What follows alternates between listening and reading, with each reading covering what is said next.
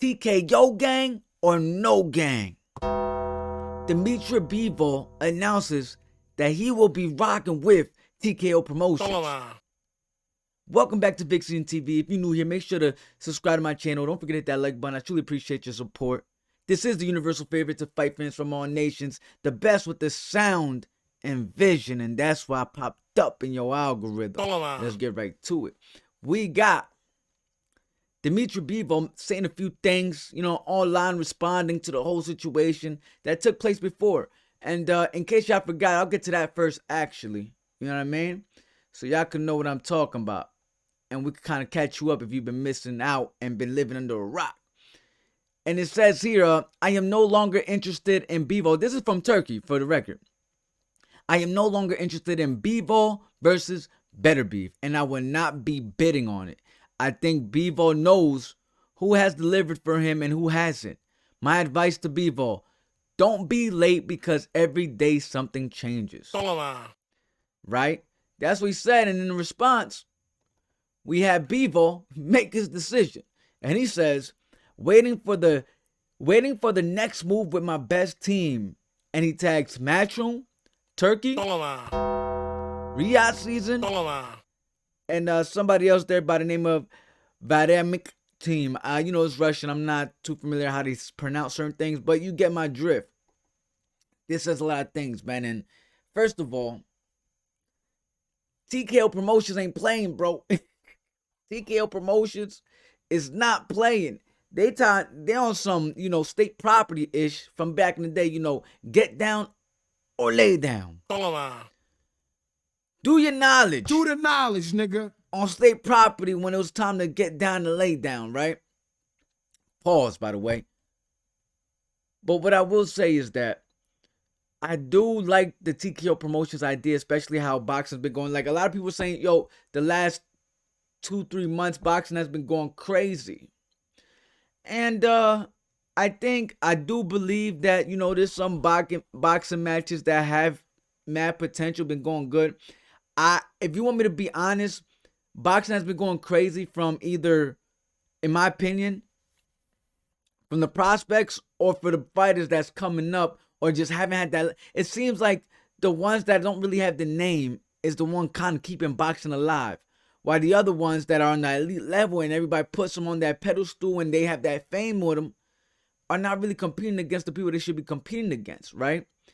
For example, we all know the Tank, Shakur, everybody would like to see that. That hasn't happened. But then, you got Keyshawn Davis coming up, fighting some good competition, knocking out Lemos, going against Enyonis to unify. You know what I mean? We're not really seeing the best fight the best, I kind of appreciate that Boots didn't take that fight with Tio because he probably wouldn't get that much respect, and it would have said, oh, you're fighting a person that came from 135 to 147, and they would have, even though we know that Tio fights at 140, but people are going to really discredit it if Boots beats him and say, oh, you hype because you beat a 135 pounder. That's what they're going to say. Boots is looking to unify against Enyonis. So that being said, I appreciate that type of idea, but outside of that, man, like I said, not everyone is familiar with someone like Stan Leonis, right? So it seems like, and even like say, what's his name? Beckrum? Murder? Called him Murder. That boy is not really known like that either, but he's doing his damn thing. You know what I mean? It just, we're not getting these fights that we really want to see when it comes to these big time fighters. Canelo versus Benavidez. We're not seeing those type of fights, right? But we are seeing fights like Bivol versus Better Beef. Now, if you're not a casual, you know who they are, right?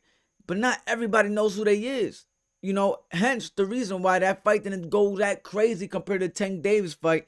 And that fight, according to Boxing Legacy, was on a whole different level of magnitude than Tank versus Roach. But it's the fame that Tank carries that made that fight extremely popular compared to the legendary, undisputed rematch between Bivol and Better Beef. So what I will say is that boxing, I get it. Boxing hasn't been dead, right? Boxing been pretty decent. It's the last 2 months, I could say, maybe even 3 months, I felt like boxing has been pretty decent. But we want to see those fighters that got those names start competing at those high levels, right? And against other big names to keep it alive, to keep the sport alive even more. But it seems like nobody wants to share their, you know, everybody thinks this more established than the other. They don't want to share it, or somebody don't want to, take too much of a low ball number. I don't know what it is, man. And then you got people that's reaching too high for their legacy, but not really taking into consideration of what type of benefit does that do for the opposite fighter, right? I understand people want to see Bud because it's Bud versus Canelo. Two great fighters going against each other, right? Two great fighters going against each other that hold a big legacy. I just feel like it's more the game from Bud. It's a win-win situation because if he loses, he climbed up. You know what I'm saying? There's always built-in excuses for him. And then if he wins titles.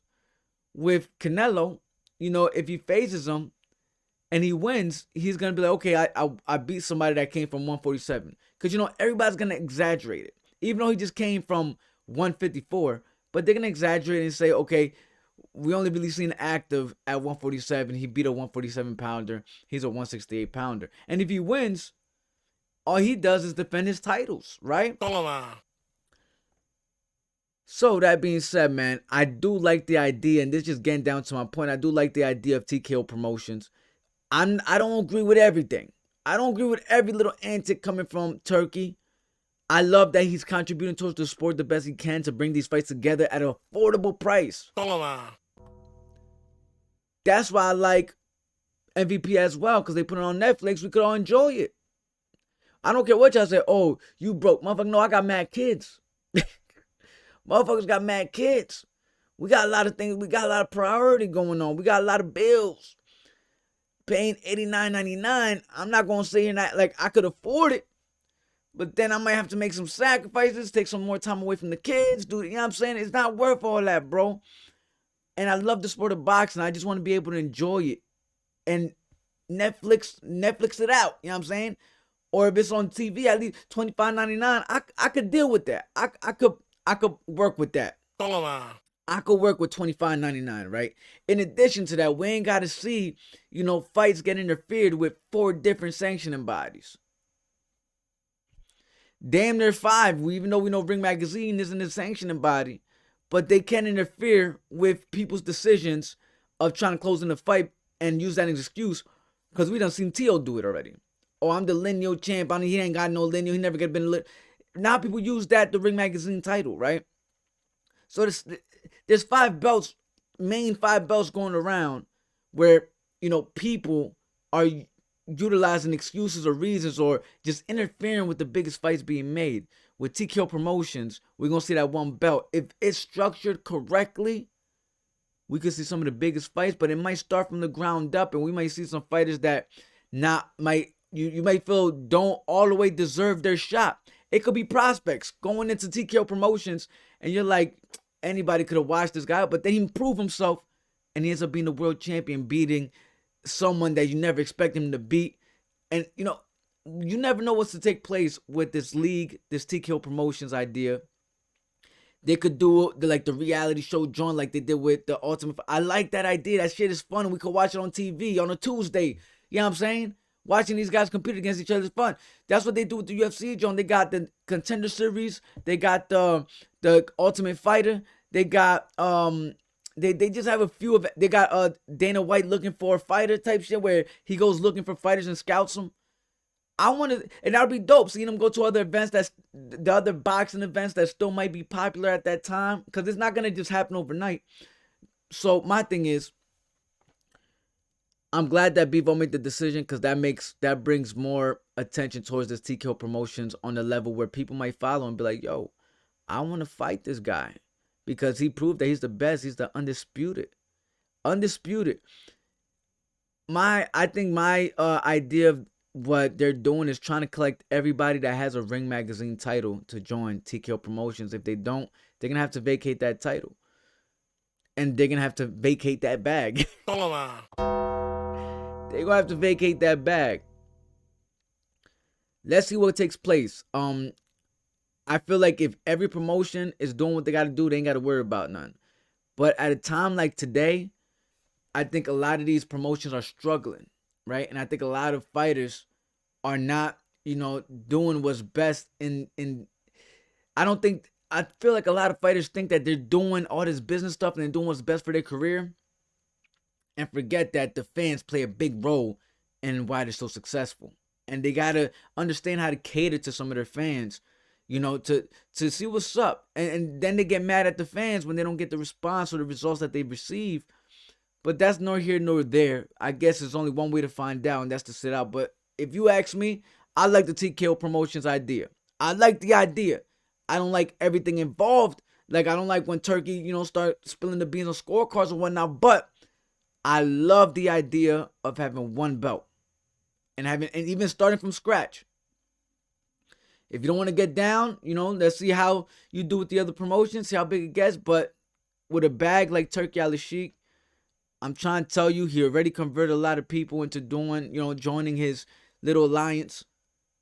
It's only a matter of time till this thing, I would say about 10 years, becomes one of the standards in boxing. You guys let me know what you think in the comments. Thank you so much for tuning in. I'll be when you get back. You already know that. VIC SZN got that flavor. Toma! We out, baby.